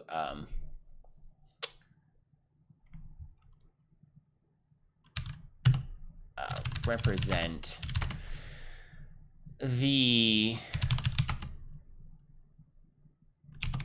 semantic vector that should be applied to a token if there is a relationship. I know they're all filled with tunable parameters. That's not helpful. So I think really what I want to do is actually put these as part of the key components. So query matrix, purpose.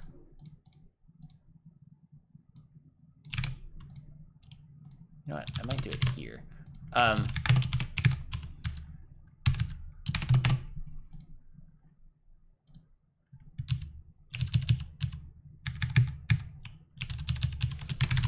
Given an embedding, use query vector to express some relationship, another token could have this one. Key matrix,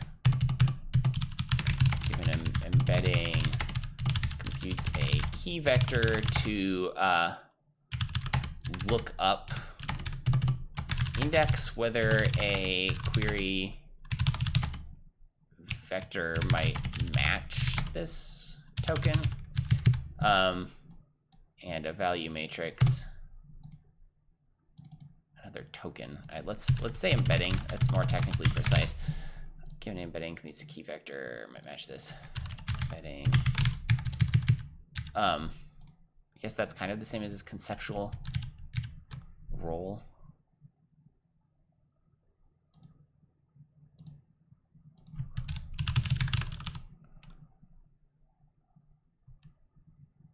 I think this is W. It's okay. Value matrix. Do we have a thing for value matrix? Here we go.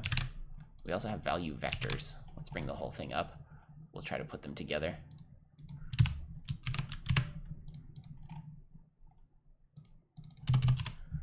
And embedding.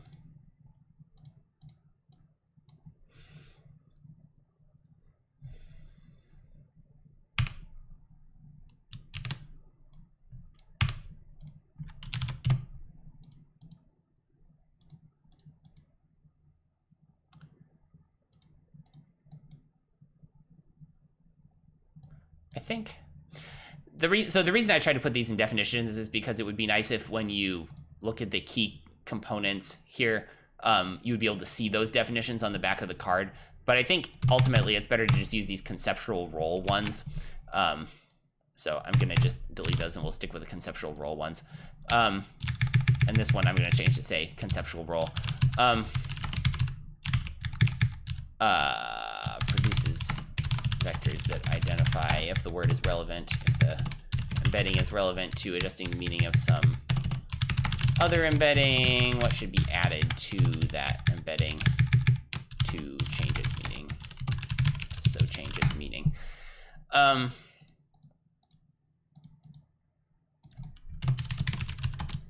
go ahead and just link these. Create key vectors can be smaller. Value vectors multiply the weight, then sum to update embeddings.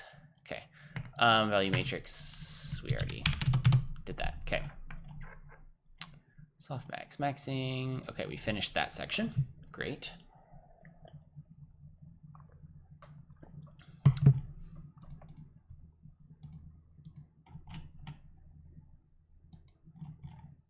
Attention head, attention mechanism. These are basically the same.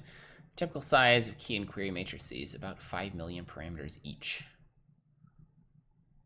I'm not 100% sure. The typical size of key and query matrices, about 5 million parameters. There's some missing context in here, which is that for like an entire attention head or for like all of the attention layers? So I'm not sure. We're gonna be a little confused here. I kind of feel like that's all down there. Multi-headed attention block has 600 million divided by 100 is about 6 million. which is about 5 million. So I think those are trying to essentially ask the same thing. 6 million, 5 million, they're about the same thing on that scale. How does the attention mechanism update word embeddings? Yeah, this is all stuff that's covered elsewhere. Value matrix, more things about the value matrix.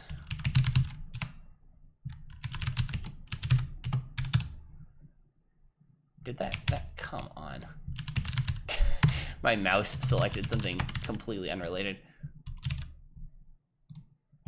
Okay, value matrix. What is the purpose? Oh, okay, yeah, so factoring. Purpose, make the process of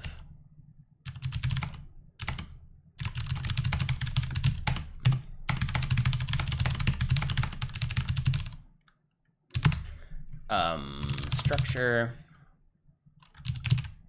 Well, I'll go with conventional structure, but I'm going to say 2 matrices that have a smaller dimension. The conventional structure, I think this is another case where the closed deletion is just easier. Conventional structure is to split it into 2 matrices, each with a smaller dimension of equal to the query key matrices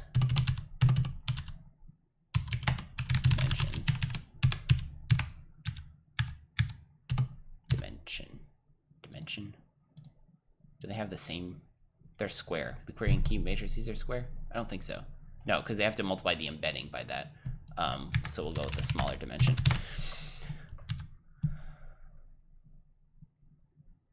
What's this source say? Yeah, okay.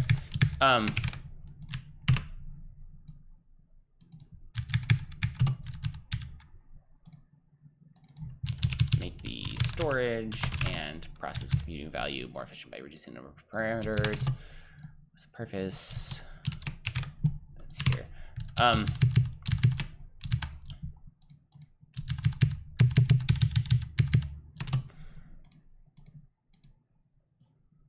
not sure if I care about these, especially because this is not the conventional notation. I'm gonna leave these out. I got enough content in here already. What type of transformation? A low rank transformation. Yeah, I'll worry about that when and if I move on to more details. Okay, we can delete this portal because we've now incorporated all of that content. Self-attention versus cross-attention.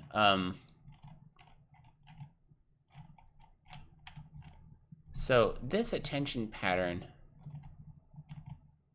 I guess this is a self-attention pattern, I guess. I'll do that. And let's link to self-attention also. Why is that not? There it is. Why did that not? Oh, it did. It's just because my my custom CSS apparently doesn't support colored links in there. Self-attention, well, that's not what I wanted. I wanted Control Shift, Control Alt C, and I did Control Alt R. Self-attention, cross-attention, these should just be here. Whoops.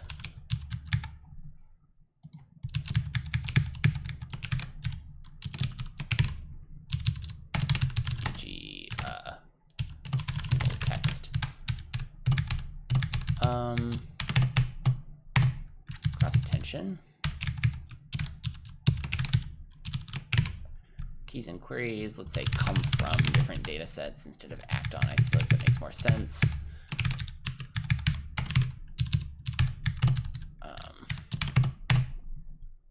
Typical use case.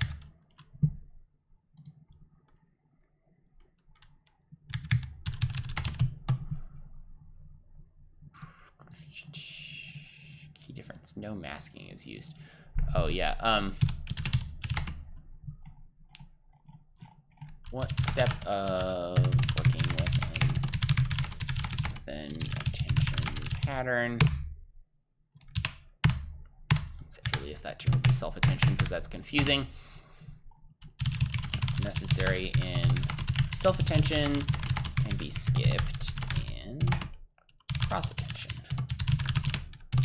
Self-attention is a link. Oops.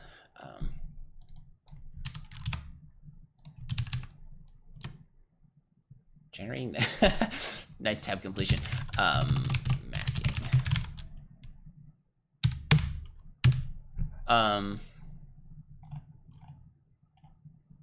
Cool. No masking. Alias these two. Clarification's not necessary here, obviously. Okay. Let's copy our pin into my reworded question. Multi-headed attention. I think I know what that is. I think that's kind of obvious from the name if you understand what attention is and attention head is. At the same time, I like that. I like that definition.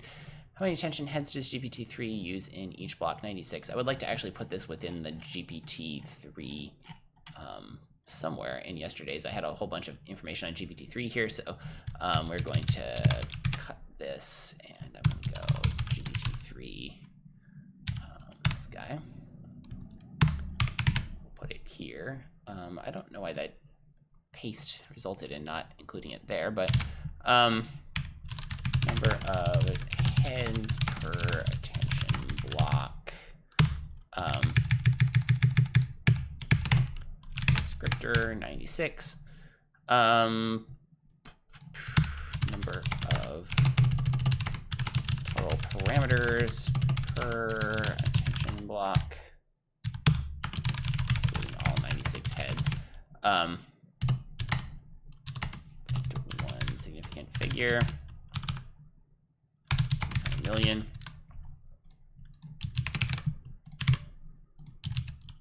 Where I got that one? Oh, process. Each head produces a proposed change. So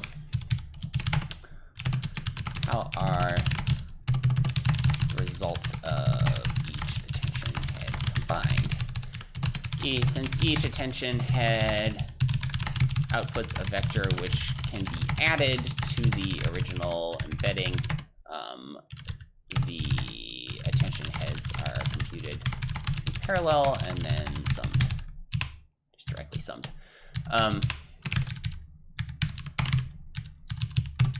Let's say the attention heads plural combined. I think that's more natural. We covered that. Transformer architecture, components of a transformer block, multi-headed attention blocks, multi-layer perceptrons. I think this is covered somewhere. I guess there isn't a question that's asking how the two go together. So let's do that. Two typical components, types of layers in a transformer. These will be the attention block and the attention block. I guess the self-attention layer is an attention block, and that's a different term for it. But I'm going to use the terminology that we're using in this video here. Multi-layer perceptron. So then we don't need to do that. This is basically the same thing as this, right? And that we had already learned in that other video. What is the output matrix in practical implementations? Large matrix combining all the value up matrices. I don't think I care about learning that because I didn't learn the value up and down thing. How does data flow through a transformer, pass through multiple attention blocks, and other operations? Yeah, okay, that's not useful. I would like to, wait, why is that a flashcard? That's weird. I'd like to get rid of that too.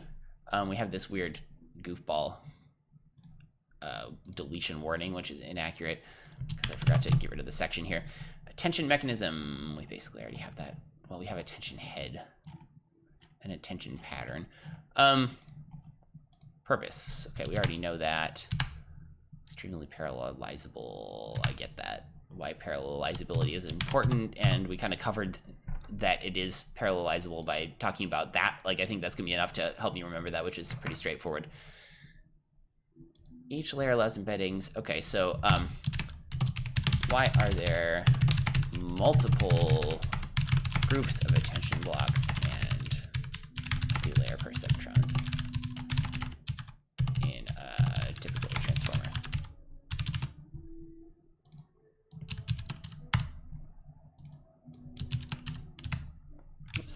That's not what I wanted. A little laggy there. And the reason is,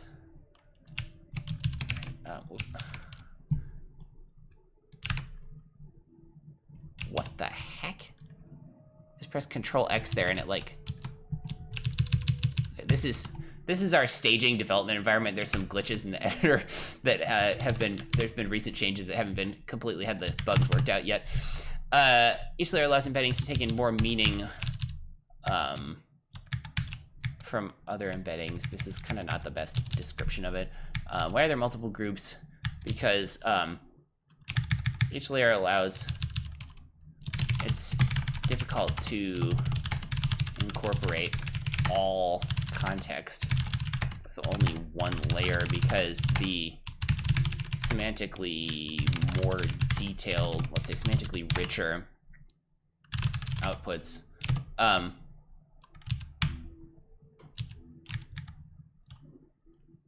the semantically richer outputs need to be understood again at this richer level in order to see the next level of complexity of relationships. I think I like that description. That's how I want to think about it anyway, which is what I'm trying to do by writing flashcards, is encode how I want to think about it. What capacity to the gain, more abstract. Okay. After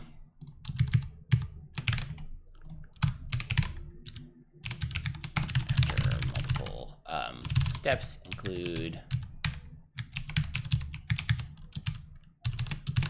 e.g. sentiment, tone, whether something is poetic, underlying scientific truths.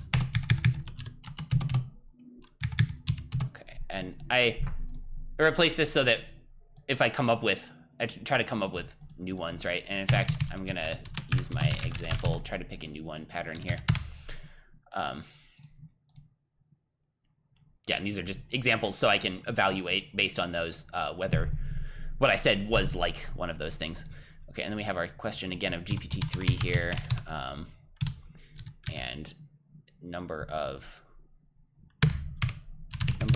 layers of attention block multi-layer perceptron pairs. It's 96 also.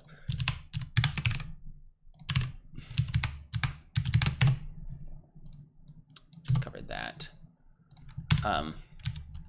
This should be a descriptor. 2 figs. And total number of parameters devoted to attention heads. 1 sig fig, and I'll say 60 billion, not 60 million. Oh, I think I attached this to the wrong one, and I should merge it with my other GPT-3. My GPT-3 here, the one in the transformers, is the one that I wanted, and I don't understand why when I do that. I think that's a new bug. It suddenly started adding all of the items that are in there. Why did this get? Okay, that was weird too. I don't think I deleted anything important. All right, there are all my flashcards. I think I basically covered everything. That's the alias. Let's go ahead and review these and see if these flashcards make sense. I'm gonna turn off type in answer. I don't need AI to grade my answer because I'm already talking out loud here right now, but I could do that if I wanted to additionally get more info there. Once token embedding is passed into a transformer layer, this is actually a card from earlier today that I had failed. It is formally called, and I actually wanted this term at some point while I was writing this, hidden state or hidden representation. Okay, because those steps in the middle are called hidden layers, I think, more generally in deep learning. This, you know what, I don't want to do this. I want to do from this document because this is not a document. Let's turn it into a document. I don't have the flashcards button. There we go. Conceptual role of value matrix is to say what the produce a vector that says how the embedding should be nudged to incorporate the new contextual information. This is the query matrix, key matrix, and value matrix. Query matrix, its output dimension is 128. It's usually much smaller, I think is what this says. It's 120 for GPT-3. Self-attention is a type of attention where you find out how the words within a single data set are related to one another. That wasn't super easy. That was normal. How many parameters does one self-attention head typically have? One. I'm struggling to understand what this question is asking. How many parameters does one self-attention head typically have? I guess what it's asking for is the dimension of the vector, the embedding vector. This is a dumb question. How did this slip in? I think I just forgot. I don't like that. That card's not, I don't care about that card, and it's vague. Way too vague to be useful, because that depends entirely on the model. Self-attention pattern is calculated by finding the dot product of the key and not key and value, key and query vectors. What operation is applied to each column or query vector in the attention pattern to normalize the values? That is softmax.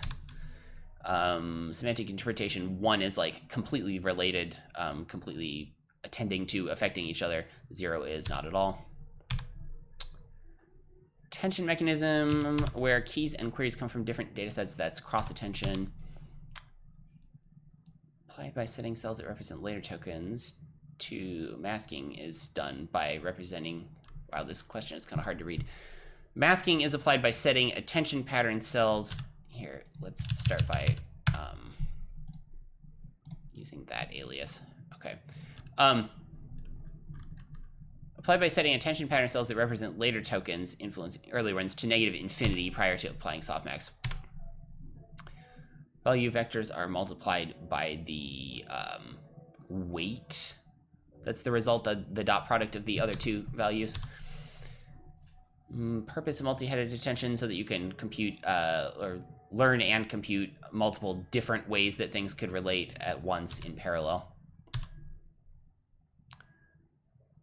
There are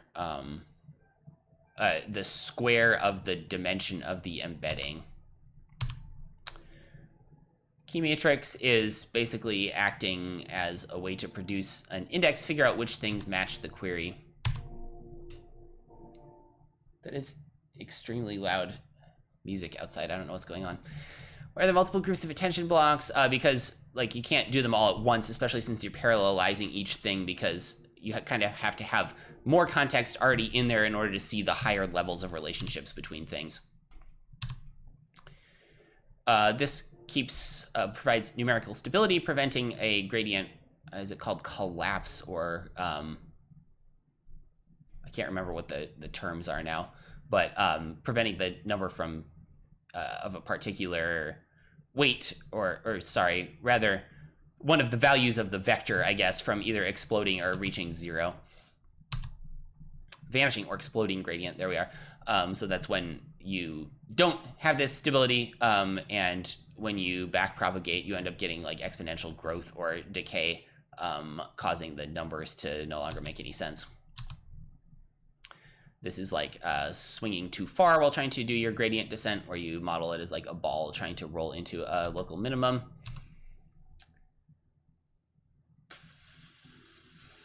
Uh, 96. It is representing a sort of thing that you might ask about a way that two different tokens or embeddings could influence one another. This is also 96 in GPT-3. Query matrix, that's W because it's a series of weights, sub Q. Output dimension is the, it's a smaller value. It's the same as the query matrix. This could be like scientific principles or logical relationships or sarcasm, maybe. Typical use cases of cross-attention would be things where you're transforming one thing into another, like translation or converting an image to text or something like that. This is when you're just outputting next token prediction based on a single data set like an LLM. Why not set it to 0? Because in softmax, 0 is not going to produce 0 because there can be negative values. Those will have smaller values, so 0 will be somewhere in the middle, and they won't have 0 probability, which is what we actually want. Visualization of attention pattern. You have like a query vectors on one side and key vectors on one side, and dot products are like color or size or something in each of those cells. You just sum up all of the resulting vectors, changed vectors, essentially. Are those value vectors? Value vectors multiplied by weight, I guess. The values end up being 0 because that is the smallest value that's possible. Negative infinity and softmax bounds between 0 and 1. Purpose of factoring a value matrix. That's just so that you don't have to have as many entries and do as complicated a computation. You can make the smaller dimension of that matrix be, or the total dimensions of that matrix actually be equivalent to the dimensions of the key and value by splitting it into 2 different matrices that are of that size with the dimension order swapped. Dimension of a value vector is... this has got to be the same size as the embedding itself because you add it to the embedding in order to produce the new context provided imbued version. I just answered that question as part of the one before it, and it's much larger than them. This is to prevent later tokens from influencing earlier ones because otherwise the model could like cheat or look ahead as it was trying to predict things that are in the middle of the text. The same as the key or query matrix is smaller dimension. This is like the query times value divided by the square root thing. I can't remember exactly what it is. K super T. I don't actually know what the K super T means. Let's ask that. Why is this button not working? There it is. It's just slow. What's the meaning of the super T in QKT? Oh, it's just the matrix transposition. Okay, so that you can multiply them together, right? Like it's saying here, because otherwise it wouldn't match up. Do I need to ask that? I probably should. Let's edit. What's the meaning of the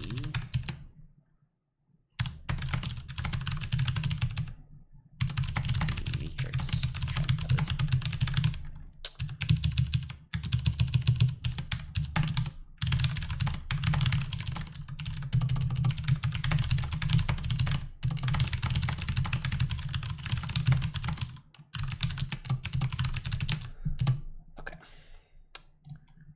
Sense. So it's QK transpose divided by the square root of the, is it the average key value or something like that? Wait, what's D sub K? The scaling factor, the dimensionality of the key vectors.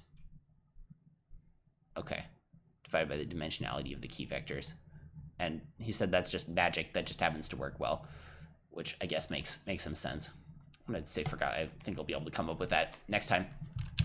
And here, and D sub K is the dimensionality of the key and query vectors.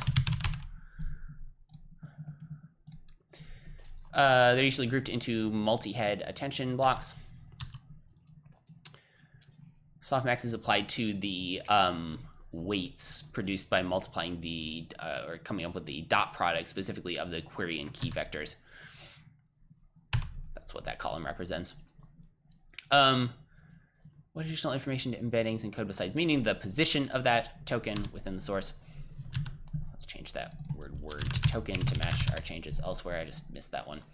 And I'd also like to change the Number of total parameters per attention block, including all 96 heads. That's about, I want to say that's about 600 million is what we said. Yeah, okay. That's not quite the right source. Again, it's probably off by like one notch in the sentences, since the timestamps aren't always perfect.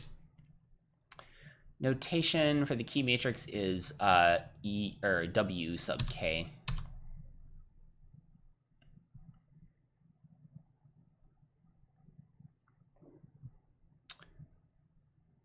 This is the, yeah, Q times K transpose divided by D sub K, which is the dimensionality of the key and query vectors.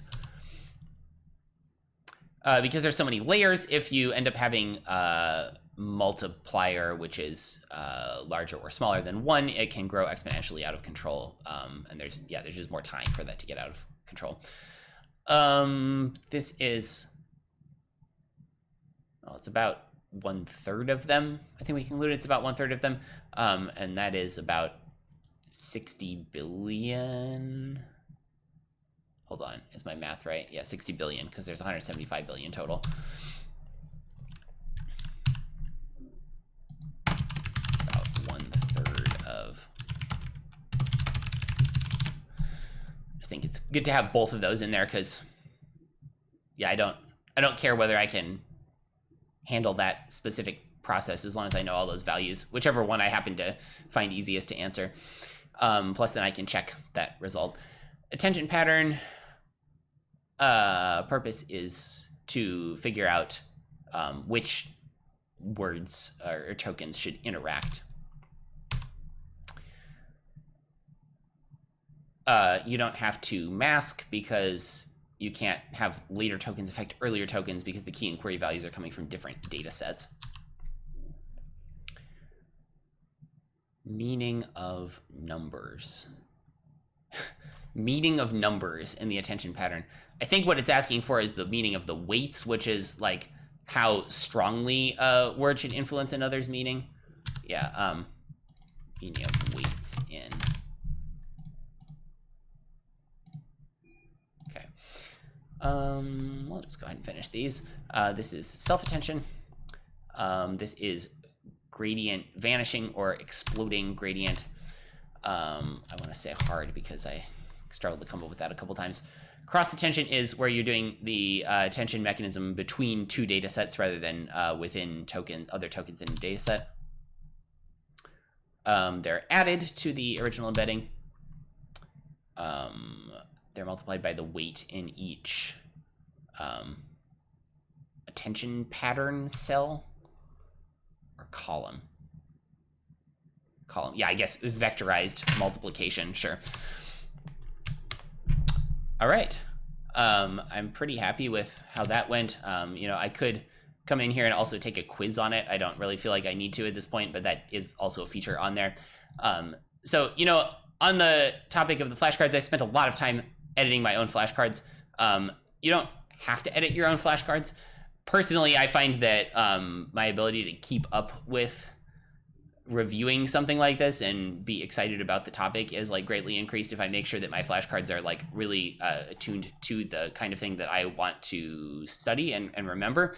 I do still find that flashcard generation on the video a real value add because I don't have to keep stopping and writing down flashcards. If I'm reading, that's not as annoying, but I can definitely still imagine that in many cases with reading it would be helpful. And this process of editing the things that are there into the way that I want to think about it, I think is still basically just as helpful as writing them myself. And it's probably a little bit easier. It's funny, a lot of times when I have a process that's like, AI generate this and then fix it, like I find that really annoying and not particularly pleasant, but with this particular workflow, I don't really feel that way. So I definitely think that doing this generate and edit workflow is going to be a part of my learning process in the future for a lot of things, probably more things than it currently is. And, you know, if you're new to flashcards or you just find that your main bottleneck is being able to create cards and you're not really interested enough in what you're learning to spend the time doing this, but you really need to learn it, like even just sticking with most of those and editing them as you need to later could make sense. personally, yeah, I don't really have that problem. Like I am bottlenecked by how many flashcards I can create, but I'm only learning things that I'm willing to put in the effort on. So it ends up overall having a better cost benefit, and like I enjoy my learning process more that way. So that's what I've been doing there. Big fan of the YouTube learner. Some things like this that are really quite visual, a lot easier to learn with video than with textbooks, especially when textbooks on this kind of thing tend to be extremely dense, unnecessarily dense, especially, I'm not trying to necessarily learn all of the details of transformer architecture, right? I would just like to have an understanding of what's going on inside, and so that when something like that is referenced in maybe a paper that I'm reading that's relevant to working with LLMs, that'll be able to have the background to understand that. So an overview that's very visual and high level and intuitive is like exactly the right thing. And being able to work with this in a way that doesn't involve having YouTube over here and having notes over here and like typing in stuff from the video is just really nice. It's an experience that makes learning from videos and creating flashcards like way more viable, and retaining stuff from the videos viable. Like it's just too easy with video otherwise, I find, to like watch it and then never write it down, never revisit it, and just have all of the knowledge fly out of your head again. If watching the video is fun, okay, but it's still nice to remember things, especially when it's something that you feel is important like this. So I think that is all for now.